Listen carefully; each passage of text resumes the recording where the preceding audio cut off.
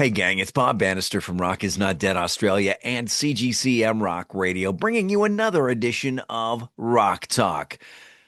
So before we get into this one, I'd like you to take a moment and click that bell icon and keep up to date on all things Rock Talk. Click that subscribe button as well. You'll never miss anything about what's going on in the world of Rock Talk, CGCM Rock Radio, or Rock Is Not Dead Australia. Click that like button as well. And maybe while you're at it, drop us a comment. Let us know. Maybe there's somebody you'd like us to talk to and we can hook up with down the road and see about that. So on this edition of Rock Talk, was finally able to catch up with the guys from Scandal Tree. They've got a brand new album coming out in just a couple of weeks' time, and I am so excited about this album. I have liked everything these guys have put out. One of my favorites of theirs is Tooth Fairy. You got to check that one out. It's a really, really cool song, and the graphic on it just is the thing of really creeptacular fun. Anyway, I'm getting ahead of myself. Caught up with three of the guys from the band, chatted music, chatted life, chatted everything, and I just had a good time doing it. Very excited about this one. So let's step inside the studio, chat with Scandal Tree on this edition of Rock Talk with CGCM Rock Radio and Rock Is Not Dead Australia.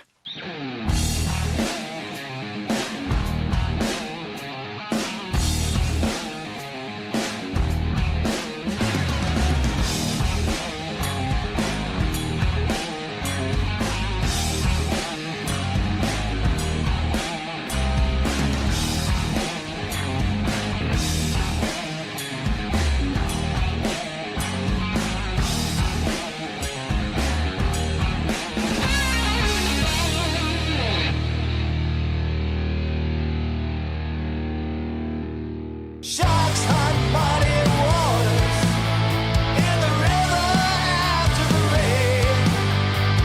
Darling, you got no love in your bones, you got no skin in the game. From Brisbane, Australia, as promised, we are joined by the band Scandal Tree. We've got Huck, we've got Dano joining us, and hopefully a couple others in a few moments as well. How you doing, guys? Yeah, great. Yeah, really good, Bob. Good. Welcome into this edition of Rock Talk. So, give us the story of Scandal Tree. Okay. Yeah. So, it all started back in 2019. I was mucking around with another guy at the time who was on the bass and that, and we just come out of another band that broke up, and we were sort of just jamming away, and then I said to him, well, let's make something out of this. And I started putting out some requests for people to join. And that's where Grant and a couple of other guys jumped on. And that's how Scandal Tree formed. And the name's based on a song that I wrote many moons ago, drum and sang on when I was about 18, 19. And we just thought it was pretty original. And, when you do a search, it usually comes straight up. So we just thought, oh, well, it's quirky and it's a little bit out there. So why not roll with it? And it seems to work pretty well when you pot in Scandal Tree. It's usually the first thing that pops up on the page. So we sort of rolled with that. But yeah, it all started in 2019. Yes, and I can agree with you on that. Yes, I went to do some research and to get my questions ready, typed in Scandal Tree, boom, there it was, right off the hop. Yeah, so it was a bit of a marketing sort of thing in there. So, there's other meanings behind the song itself, but the actual name was just that unique that we thought, well, who's going to have that as a band name or as a trademark or as something like that? Because everyone says to you when Scandal Tree, why Scandal Tree? What's that even mean? So It's quite evocative though, because I had my own view on when I joined the band. I had my own sort of idea of what a Scandal Tree was, so you could use it as, something that was buried under a tree or, some sort of secret there, or it could be something to do with like computer code. It's pretty cool. Or you could take it right into the ditches. Yeah. It was basically a metaphor. It's a personification of, the evils of the world, bullying and cyber sort of things like that. So Huck was sort of in that sort of, and how sometimes those pressures and sometimes those sort of ideas can take hold and make you think and do things that you might not otherwise do and contemplate. So, it's a little bit. And if you look at our if you look at our logo, you'll see it's a snake wrapped around an apple, and that's Yeah. the original Scandal. Yes, Yeah. absolutely. I was going to comment on that. Yes, that is very Mm. cool. Yeah. And we are joined now by a third member of the band. This is Joe. Welcome in, Joe. Nice to be here. Thanks, Bob. You just He wake up, looks mate. happy. A little bit haggard. How strong's that coffee, mate? You got to be. Good old tea. Thanks, Yorkshire. Oh no, Yorkie. Herbal tea. better be some scotch in there or something. Uh, Looks like you need it, mate. I'd doze off like a. Well, I can say I'm keeping you company. I'm donning some tea as well myself, just for the simple fact I've got a bit of a head cold. So Very nice. good, Very good old nice. strong, extra strong ginger tea. oh, Oh, sweet. Yeah. Sweat it right out of you. right on. Right on. Yes.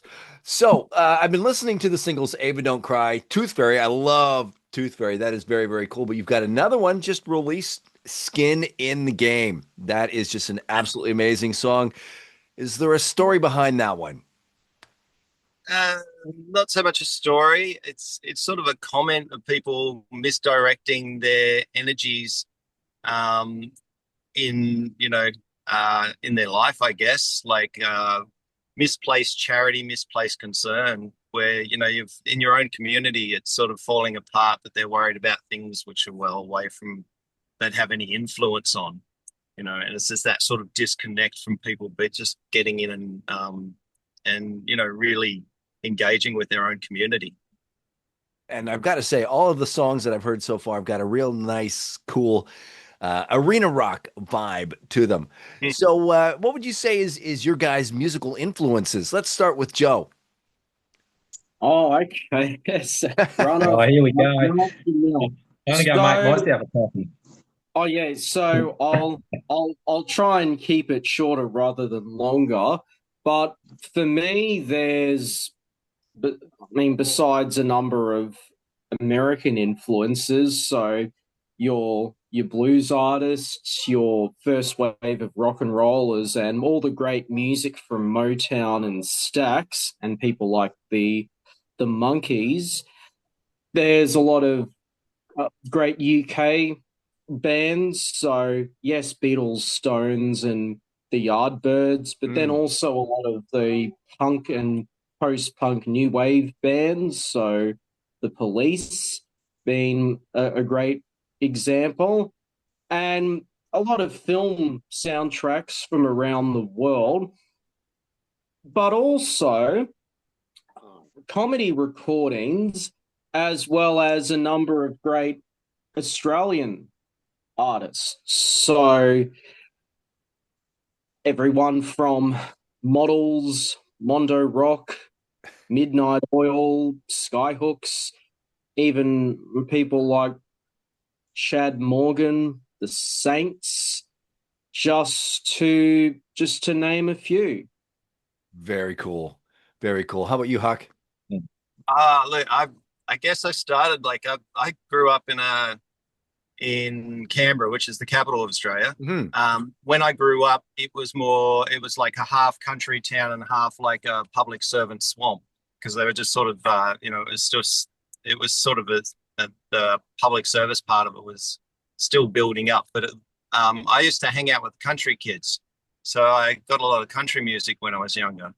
And then as I got older, I just wanted, I loved the stories from country music.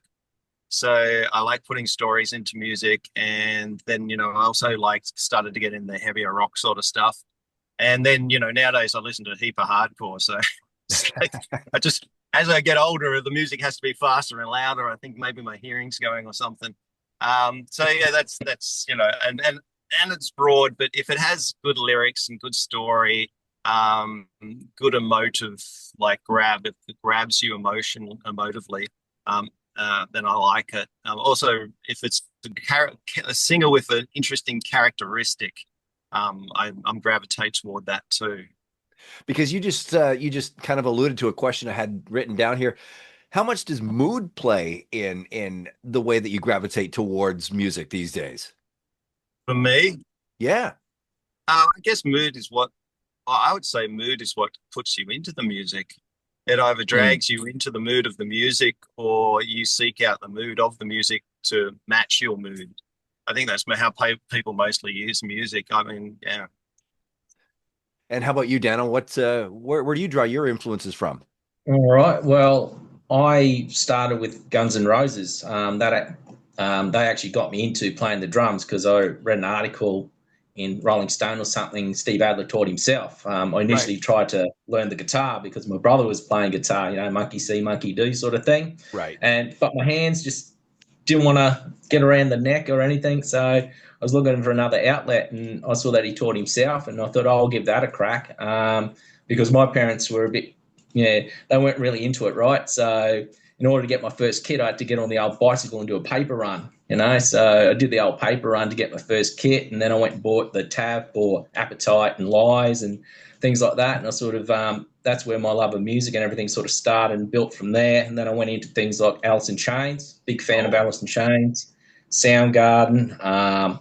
If we're talking vocalists, Seven Dust and Skid Row, Sebastian Bach is one of my all-time favourite vocalists. I like to sing a little bit. I'm a little bit shy about it, so that's why I hucks up front doing stuff like that, and I just hide in the back and do a little bit of backing vocals and stuff like that. But yeah, that's generally where I sort of started. And the parents sort of growing up as a kid, they listened to a lot of that old school country too. So going from the country into that sort of rock sort of genre, I think it was a bit of a rebellion thing, really. Just absolutely pissed them off. So, cranking that stuff in the bedroom, and I got me kit, bought me shitty kit with me paper run, and I'm in there bashing on that. So yeah, I was just there stirring the absolute crap out of them. I'm definitely responsible for those grey hairs that are on their heads at the moment. So yeah, good time, good fun. I can kind of relate. I'm a failed musician myself, tried to play bass, and my parents come from the world of country. Yep. And here's me trying to learn how to play Zeppelin and the Who and all that stuff. And yeah, they're like, turn it down. But then a few years later, took my mom to a I forget what it was, some sporting event, and they threw Twisted Sister was playing at the event, and she's singing along. I'm just like, wait, we're no, not going to this doesn't compute. You were telling me to turn this stuff down. Now you're singing to it. That's it. It's funny how it turns around and comes around, isn't it? It really is. It really is. So what would you say Scandal Tree is like to see live? What does Scandal Tree bring to the Oh, stage live? high energy impact. It's interesting. Yeah, I just think if you're doing yourself a favour, come along and usually the lineups are on are usually the same sort of energy, same sort of impact. Yeah. What do you think, Joe?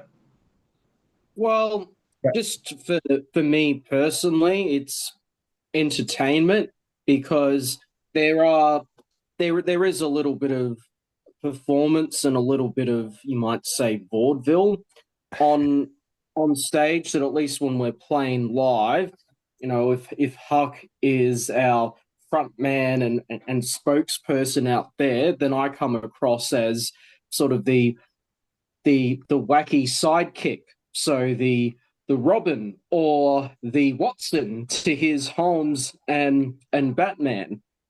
Okay, so I'm almost then leading into my next question because one of our sponsors here at CGCM Rock Radio is Iron Maiden Trooper Beer, and so would you classify yourself as the Yannick of the band? Because I mean, Yeah, let's face it, Yannick is the guy that's always dropping his guitar or falling on his face or throwing those comedy moments into the live show. yeah. I'd say that there is a bit of that, and I play upon it that I'm somewhat of the on stage, the misbehaving kid brother. Oh, here we go. What's he up to this time? Very cool. Now, do you guys have a venue that you guys just absolutely love to play, no matter how many times you play there? It just feels like home. Hmm. Oh, Oh, play so many. Yeah, we sort of do the rounds. For Yeah. me, I don't know. Like, I know there's ones which I like more than others, but yeah. Okay. I think my What all-time favourite American one was The Dan? Bright Side.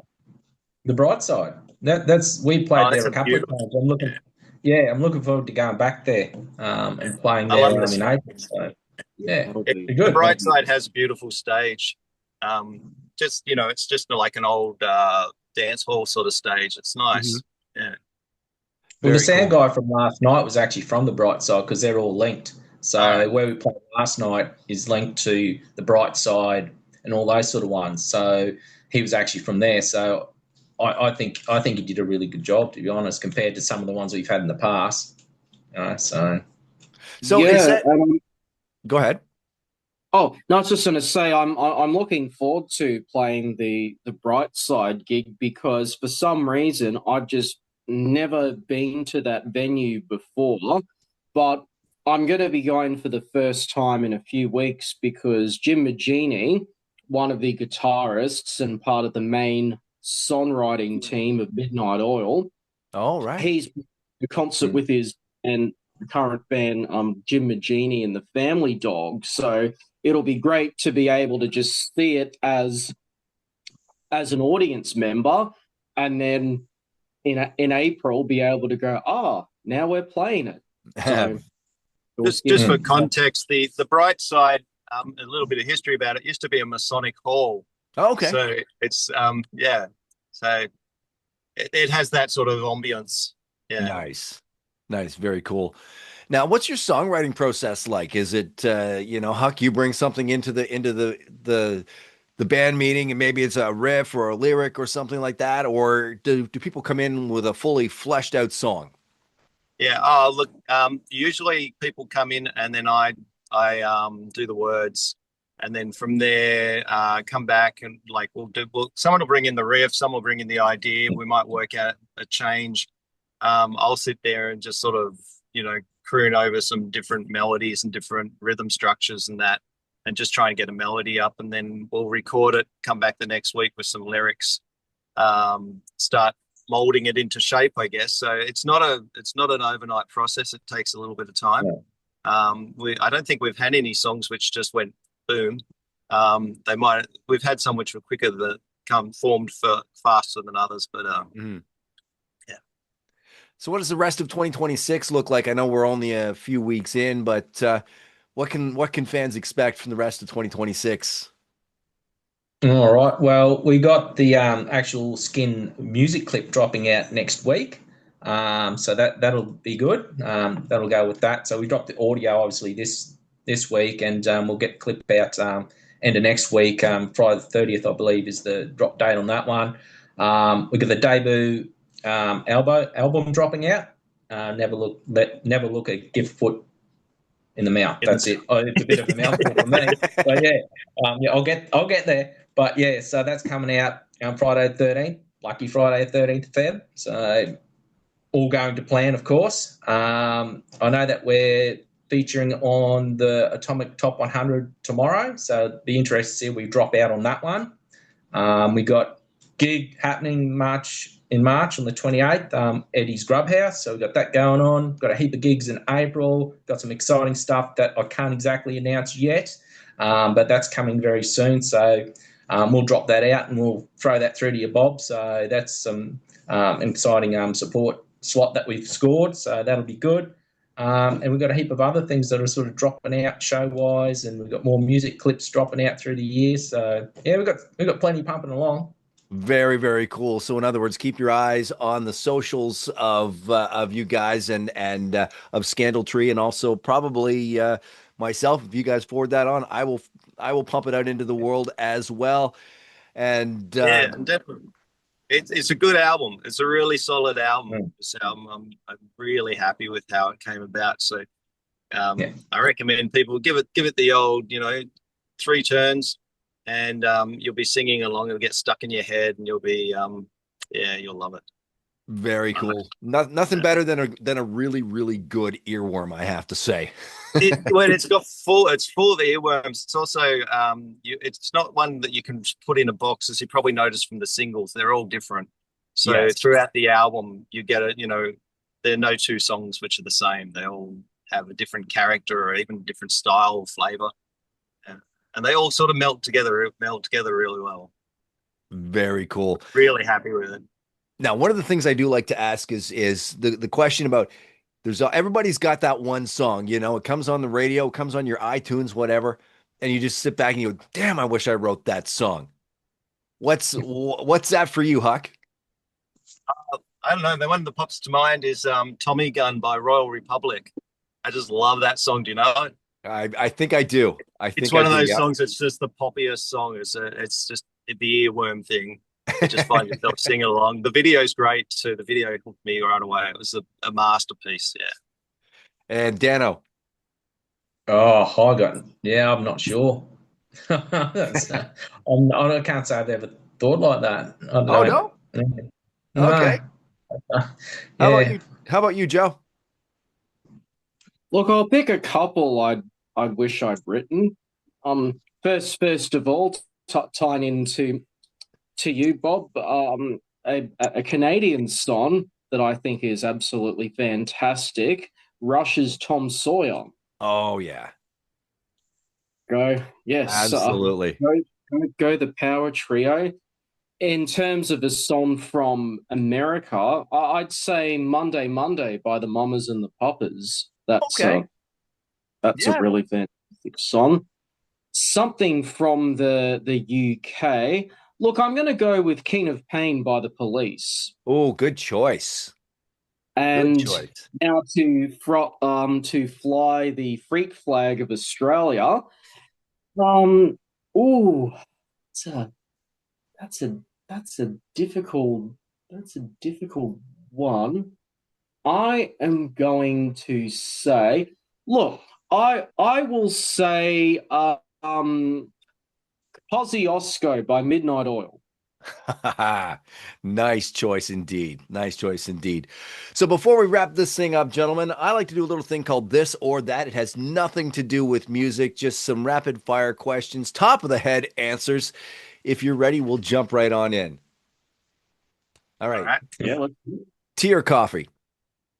Coffee. Tea. Hey, Morning person or night owl?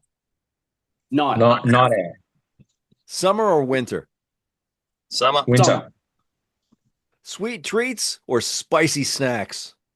Spicy Spicy. Yeah.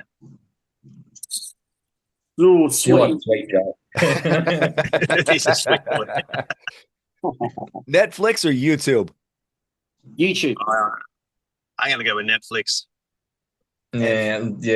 I reckon Netflix is the go. And finally, my favorite one, pineapple on pizza, yes or no? Yes. No. Sometimes. Sometimes. Hey, I like that. Keep it Depends on the democratic. I'm one in there. Put in both camp. Huck playing Switzerland here. That's it. All right, guys, gentlemen, Huck, Dano, and Joe from Scandal Tree, thank you for joining us on this edition of Rock Talk with CGCM Rock Radio and Rock Is Not Dead Australia. Why don't you take a few moments and shamelessly self-promote the band? Thanks. Right on. Dano, you go. Oh, you want me to do it? Yeah. Shamelessly promote. I mean, shamelessly, like get right down.